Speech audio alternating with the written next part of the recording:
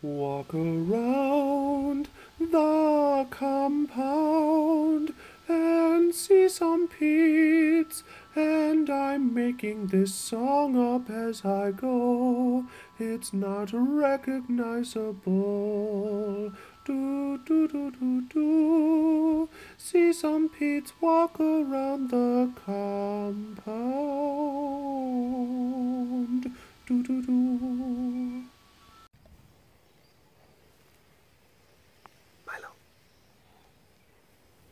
Hi. Hi. Hi, bud. Hey, Mr. Man. Whoa. Woo. How are you? Sniff, sniff, sniff. Handsome boy. Handsome boy. Hi. Hi, bud. Look at your little Pete. He's doing like a little head rub kind of thing, and then he's got a little Pete coming up. We're starting with Milo today. Yeah. Fancy that. See, I'm gonna try to throw tricky ones in the mix now. Yeah. See how that goes? Point something out new, and it's like, ooh, something new. Something new to do. That scratches my ADHD just right. Let me go see Raven. Box. Raven. Oh.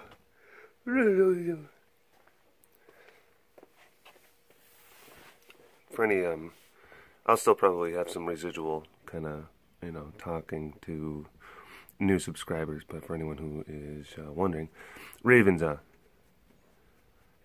charming and lovely old lady. She's over 18. And she's got arthritis.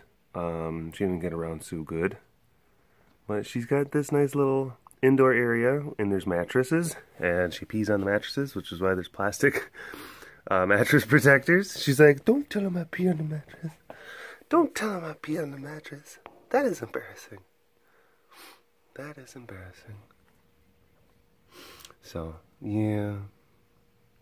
She's able to get in here and beat the heat when it's hot and get out of the cold in the winter. So it's nice. Ace. 20-year-old Ace.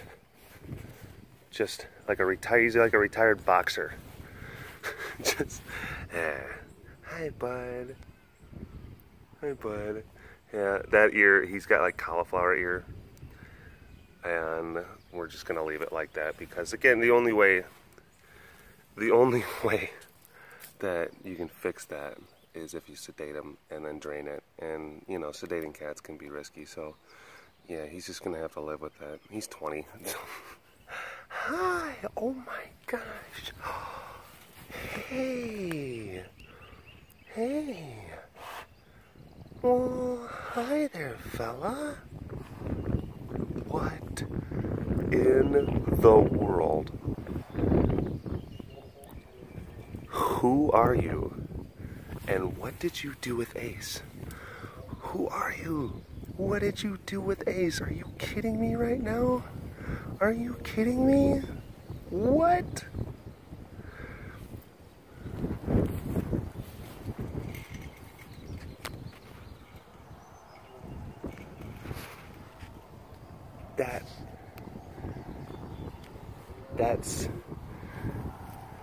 That doesn't happen.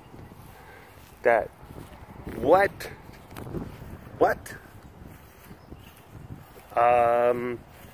Hello?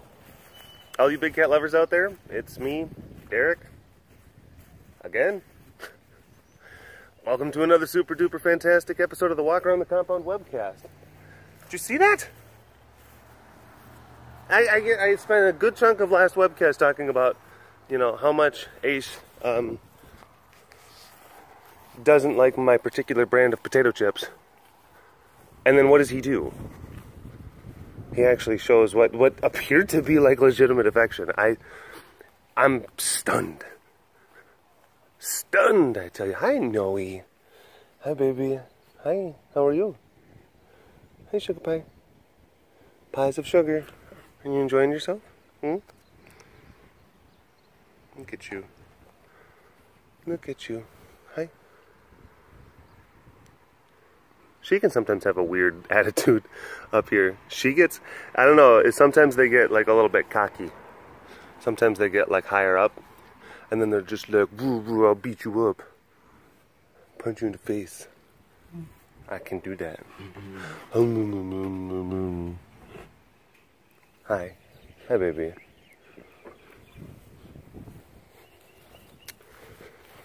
And of course, Wawa. Wine bag Wally. Oh, speaking of, recapping some of the information for new people. The awesome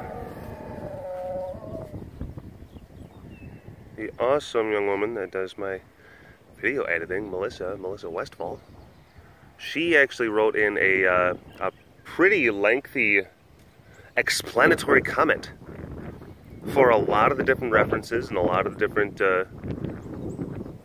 you know, bits and pieces. Cliff notes. The BCD content cliff notes. So yeah, that was really great. I read them. I'm just like, oh my gosh, like she's like, yeah, she hits all the right points. You know, doesn't get too wordy. It was good. So thank you, Melissa. And also, Melissa, just I probably should just send you an, but I'm working on the thing, so it's taking a little bit longer than originally anticipated because other things, you know how it is. You know how it is. You'll all know what I'm talking about soon. It's a secret project.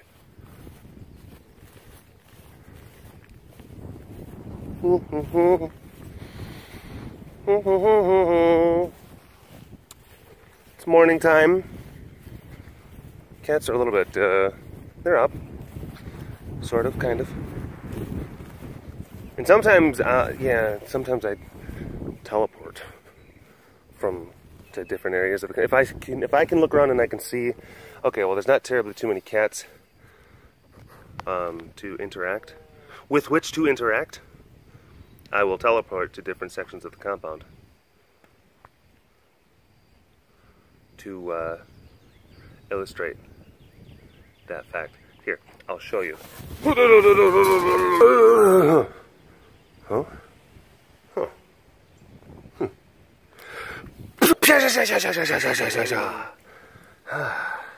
See? Teleport.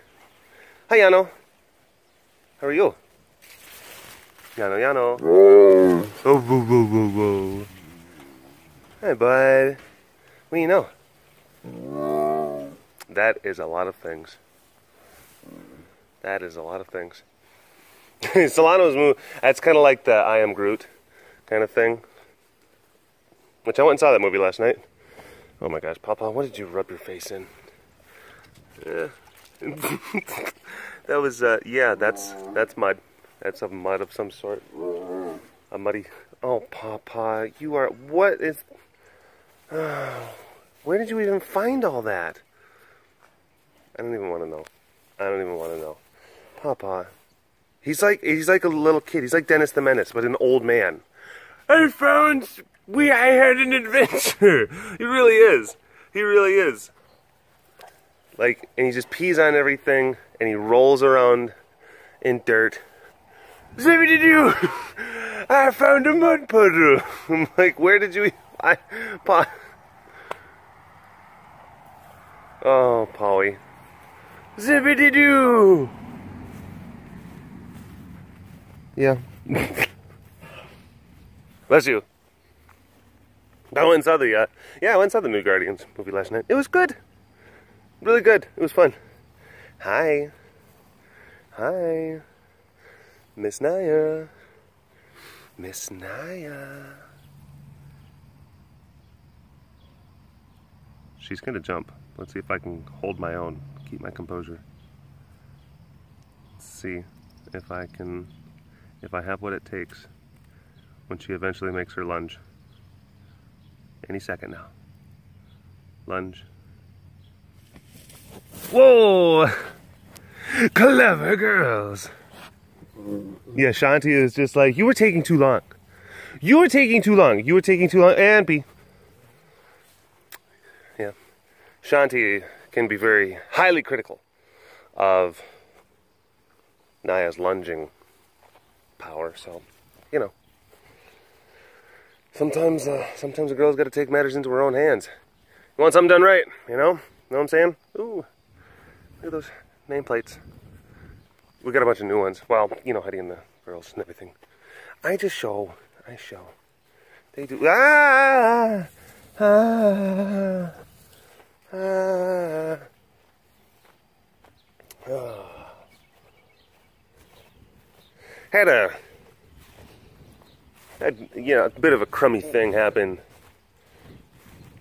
Yeah. Oh, actually, I should. Before I get into the crumb thing, I'll finish the. Yeah, I went and saw Guardians. Thought it was really good. Some people are saying they thought it was better than the first one. Like, I still kind of think that the first one was better, even though it's like, this is very close. This one was very close. Some people are saying like, yeah, it's better, and I'm like, I don't know if it quite caught them that same level of but it's like, one thing I will say, I was watching that movie, didn't want it to end. That's like a sign of like, I'm enjoying living in this world for the time being. Which I think is a sign of a good flick. I was thinking about that. I'm like, this is great. Like, I could continue watching this for longer, for a lot longer. And it was funny. And here's the thing. And I thought it was going to be like really cheesy and hokey, you know, a little bit pandering, with like, oh, the baby Groot stuff. But it was pretty funny. I will be honest. It was a little hokey. It was a little cheesy. Oh my gosh. Boomer was trying to fit his butt inside that little pool. And it was adorable yesterday. Oh, Heidi thought yesterday was a good time to put Boomer and Slade into the alleyway, because they hadn't had access to the alleyway, because that would give them close access, close proximity to, you know, these guys, like Poopaluka. Look at this savage guy. Oh my gosh, so savage. He's a beast. He just strikes fear into the heart of all the flies that are on him that don't seem to be paying much attention. He's like, shoo fly, go away. Like, savage. Oh my gosh, so savage. But we were, you know, of course you're worried that they're gonna argue through the fence, and they could hurt themselves just from, you know, getting animated and what's not. But it turned out great. Everyone's getting along just fine. Fine. Surprisingly enough, you dirty Teegees are actually getting along with someone. You dirty, rotten, ugly Teegees. Ugh. Yuck. Look at you. You're like mangy. You see this? You see this? Gross. It's actually, I'm glad that I'm able to catch this, because this is, like, Boomer is shedding right now. Which, that's what the tigers do. Look at him scooch over. He's like, scooch, scooch, scooch, scooch, scooch. Bim, bim, bim. Ugh, you're gross. You're so ugly. Blech. But you can actually see they're in the process of shedding. They shed their winter coats. That long winter coat. And then it leaves. Hi. Hi, boy. Hi, bye. I mean, yeah. So gross. But that's the thing that they do. That most of the tigers do every year. They take that top coat, falls out, and just clumps, and they kind of look like this maybe for a couple of weeks. And then, yeah. And then it leaves that nice sheen, svelte undercoat. Oh, Mr. Boomer. Oh, look at you. I mean, bleh, bleh, bleh. Oh, sorry. I'm so sorry you had to see that, folks.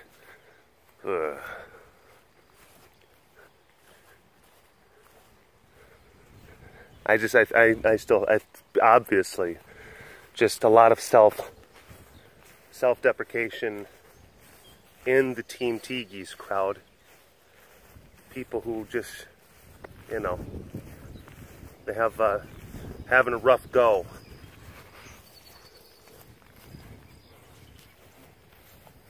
Having a rough go at things, and I think that they just get drawn to the Team Teegees crowd. Hi, Nano.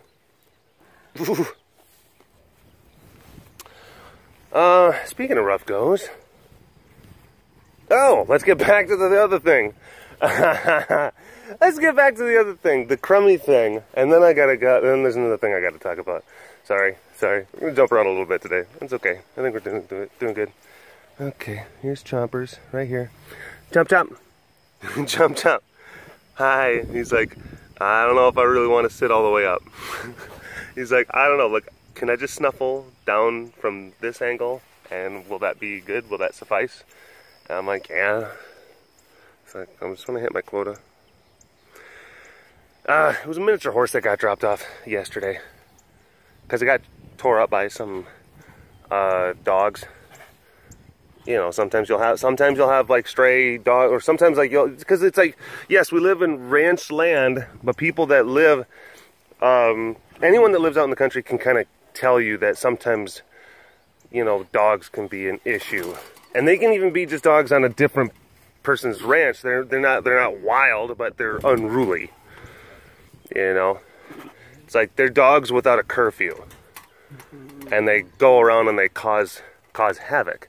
And sometimes that havoc means that they actually go and then they mess up livestock and livelihood for other ranchers. It happens. It happens. I mean, this is one, and a lot of people can get really bummed, and they could get really pissed off at this type of stuff. But there's a lot of people who they very much so have like a shoot to kill attitude when it comes to stuff like that. If like you see a strange dog and they're on your property and they're messing with your livelihood, then yeah, that's something that they do. Once that's a part of the culture, then that behooves people who actually want to tend to their own animals to make sure that they don't have, you know, wandering dogs without curfews. That's just kind of the whole thing. It's like it's a personal responsibility thing. Like, hey, you don't want to see that happen to your dog, just don't, like, hey, like, don't let them leave your property. And it's like, okay, that's a reasonable thing. Yeah. I mean, and I'll tell you right now, look, I personally have wanted to shoot dogs from elsewhere after they killed one of our house cats out here. It was actually Riku's brother, and I didn't know exactly which one it was, but I had a pretty good idea. I never did. Funny thing though, well, not exactly funny. That dog actually did get shot by another neighbor, like way up further up the road, because that dog was trying to kill their dog. Yeah, look, country living, man, it's different. And people from the city, they're just like, Darren, this is terrible. I'm telling you, it's the standards, it's different. And anyone, like, people who live in the country, back me up. Like, get in the comment, like, tell me, like, yeah, that's a thing. That's a thing. Like, yes, dogs will kill your animals. And yeah, that particular one was in the process of killing another lady's animal, and she shot it. So, yeah. And just, you know, word gets around, and you talk to your neighbors, and you find out, and you're like, hey. But these dogs got at this miniature horse, a little thing. I mean, like, you know, literally, it's like that. Yeah, that's hard to tell. Maybe like that. Yeah. Just a little thing. Really just jacked up its back leg. Just jacked it up. And that stinks, because now you're putting down an animal that, I mean, it didn't need to be. I shot it. And then when I went to go, because you have to, after you shoot it, like immediately you check all the different signs of cognition, signs of life, to make sure that you don't have to take a second shot. You know, there's just different things. Are the eyes fixed? I mean, of course, is it breathing? Like, what's the pulse doing? I mean, has it expelled its bowels? There's all sorts of different little, is this animal dead type spot checks. And when I did that, the hooves were just foundered horribly. And what that means, the hooves were, because you're supposed to, I don't know, like people who don't have horses or they're not around horses, they don't know this, but you have to trim hooves. You have to do that regularly. You have to spend the time and the energy and the effort to trim your animal's hooves so that they don't grow. It's like their fingernails. They don't grow too long.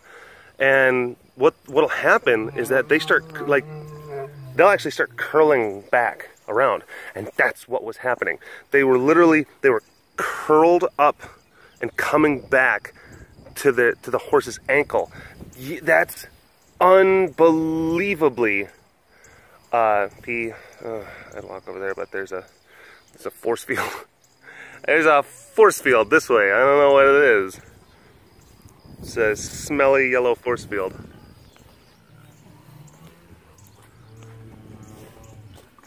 But its hooves were bent all the way back.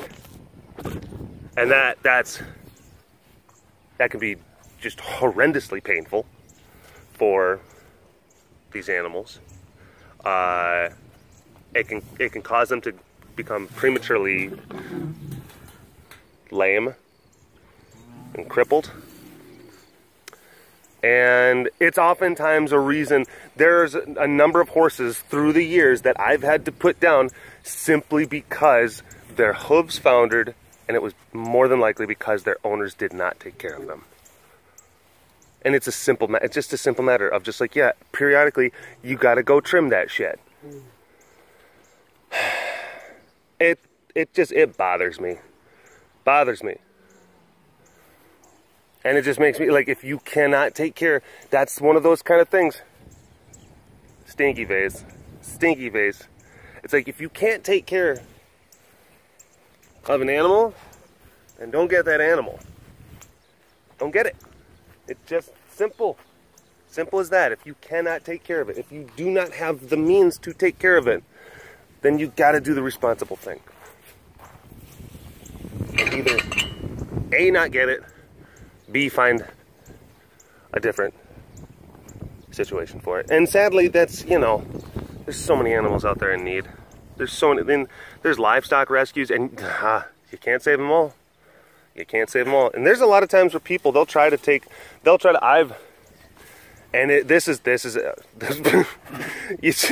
you just nosedive right into Nadal's coin purse. Right into the old berries. He's like, yep, just boom, just bam, right there. That's funny. So I've seen like the effect, like I've seen different people who their hearts are in the right place and they try to start like horse rescues, and they want to save them all. And then in trying to save them all, they become over encumbered, and their resources become stretched so thin that all of the animals that they're attempting to take care of suffer. And it's like your heart's in the right place, but you gotta temper that stuff. It's gotta be, you know, it's difficult. I've seen some pretty rough things. Again, there's some livestock rescue places. Hey, they're decent, they're really good, and then some like, oh boy, I get what you're trying to do, but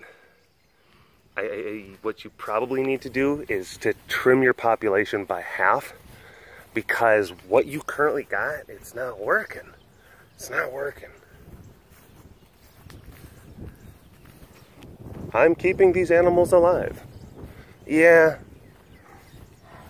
But there's a balance between quality of life and quantity of life, and oh my gosh, really? Yeah, she's still in there. Okay. Okay. Okay. Look at, oh, mulch. Mulchy poo. Oh yeah, fire's over there. I keep on thinking. Oh, we got, Akari's up at the house right now. She's going to be getting a checkup today. She's going to get some, something in her ears checked out. And she's been watching Secret Life of Pets in the sunroom, so that's why Cindy and Rasa they've got the full run of both enclosures.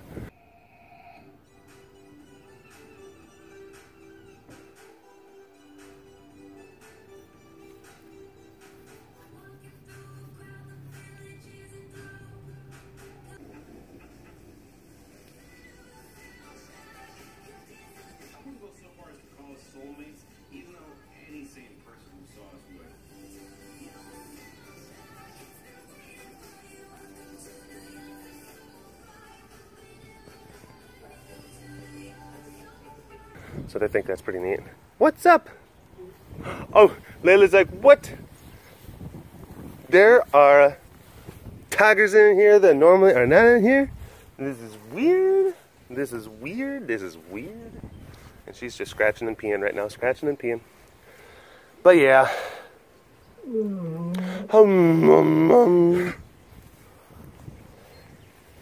That thing yesterday.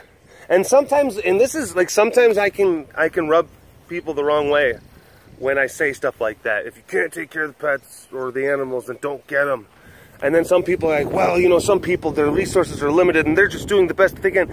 I get that, and I understand there's a degree, there's a spectrum. It's a spectrum. I get it. And not all one situation is going to look right. And sometimes things that like appear one way on the surface are not actually that way in reality. Like there's many different parts and bits and pieces of context that you have to apply to every unique and individual circumstance. I get that, which is why I try to be very careful. I've seen some pretty rough cases with horses that come in, but they were absolutely taken care of very well. Or it's like, I should not say like I've seen rough cases. What would appear on the surface to be rough cases. Maybe they were just really old and skinny, but they were actually like very sprightly, and there's just a common side effect of just becoming, they lose weight and they lose muscle mass because they get old. That happens. And it doesn't, not every single skinny horse is a result of being, you know, neglected. A lot of them are, not all of them. You know what I'm saying? I get that. I get that. But some people, they get really bent out of shape. And I sometimes wonder if it's because maybe they have struggled with their own type stuff.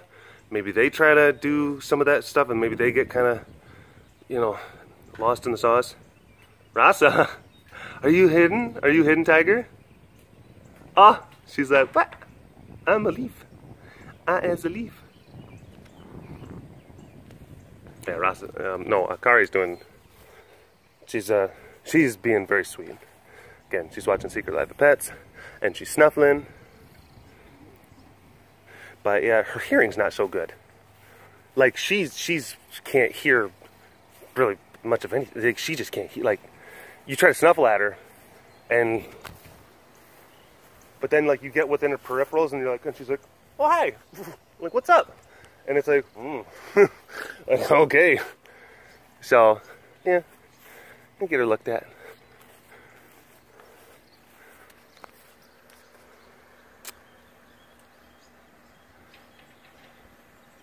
And this is another thing too. Like sometimes if you're on the sidelines and you're on and you see people, and maybe there are good people, maybe they are trying their best. And you're right, maybe sometimes people just need a little bit of a helping hand. Maybe they just need a little bit of assistance.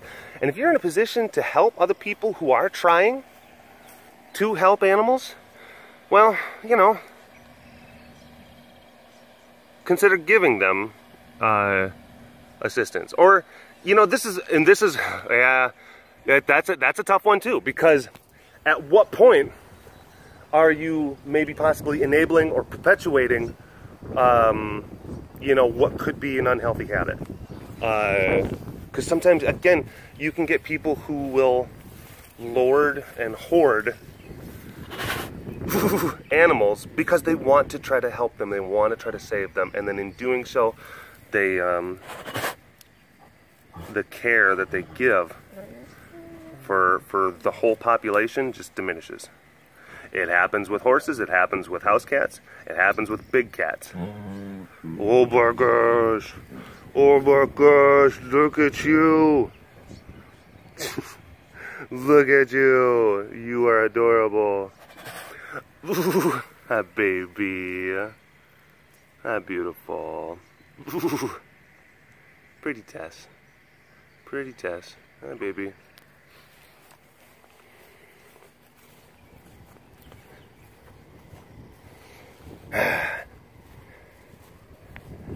But you know, it's like, I don't care what, like, there's some things, your circumstances, your financial whatever, there's no reason that a horse's hooves should like be curled back like that. There's no reason.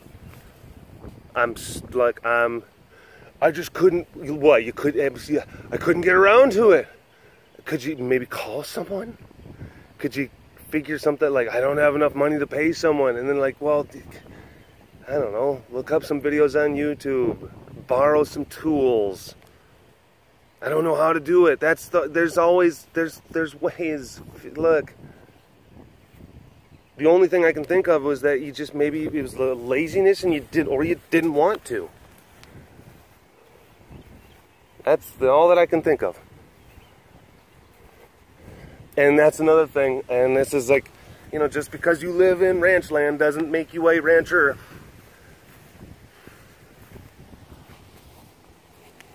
So, a couple thoughts on that. That's, harsh words, tough love. Yeah. But yeah, taking care of, I mean, it's like, taking care of animals, there's a balance. It's like between like, you have to balance your heart and your logic, and you have to balance the desire to aid and assist and how much you're willing to sacrifice versus how much you're able to commit and how much you're able to give. I mean, there's so many different things that you have to weigh. And you're existing in a very in a fluid environment. It's not stationary. It doesn't confine itself to one rule set. It doesn't follow a particular set of patterns. Things break. People get sick. Animals get sick. Like, that's one of those shit happens kind of things. It is. So there's so many contingencies that you have to be prepared for and aware of. And you have to be able to respond and react. And I'm not talking about, like, again, people thinking like, oh, you're talking in these kind of weird, like, vague, almost like cryptic like terms and everything. No, I'm talking conceptually. Not just with big cats, but with all animals. Like, you've got to be willing and able to work on the fly, to improvise, to figure things out, to come up with solutions. Related problems. So yeah, that's all. And then it's like, sometimes, and people, like, they might want to give you, yeah, when I see stuff like that, and people might want to give you a sob story about how, you know, like, well, the money or like the time, and it's like, look, when you look at like some of the things that, like, you know, Heidi's had to do to sacrifice, there's my ace. There's my old fella. There's my old guy. I mean, the level of sacrifice that Heidi had to do I mean, in order to keep this place alive for years is just pretty, it's just unbelievable. Like, in all the years before I came along, like, just, like, how did you even live? And is basically like, yeah, just like peanut butter sandwiches for years, pretty much. Every penny goes back into this. And then how she just, like,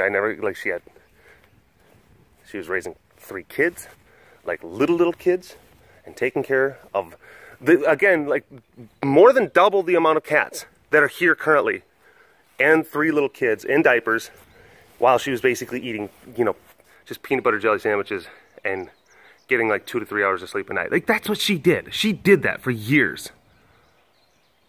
And like, look, and to a lesser degree, I've had to sacrifice as I've like helped to, you know, because I came along 10 years ago and helped to increase the stability of, you know, I helped. I'm not the reason. I assisted in increasing the stability of her life and then the life of the facility. And I had to do a lot of sacrificing and struggling too. I mean, there's times where I was like donating. I had to go sell my plasma for a while so I could have, have like gas money. I remember like maxing out credit cards when like our donations went down in some of those early years. Like, yeah. So people are like, oh, it's a sacrifice. It's like, sorry, like that kind of falls on deaf ears. I'm sorry. It does. It just does. You know, I hear you, and I sympathize. But sometimes there's that tough love, kind of just like you gotta find a way and suck it up. Because there's ways to survive. There are. There just are. There's ways to survive. Yeah. You know, people might come into the thing and then they say like, oh, everything's looking so great and there's so many new projects and new buildings and new stuff and things like that, and like the donations are coming in pretty decent. Like, yeah, that was predicated and built upon years of sacrifice and making so many mistakes and learning how to do certain things. So yeah, this ramble has kind of turned into a little bit more of a rant. I've got to get going. I've been babbling for quite some time, but thank you for watching the Walk Around the Compound webcast, and yeah, I guess I'll talk to you folks later, okay? All right, bye-bye.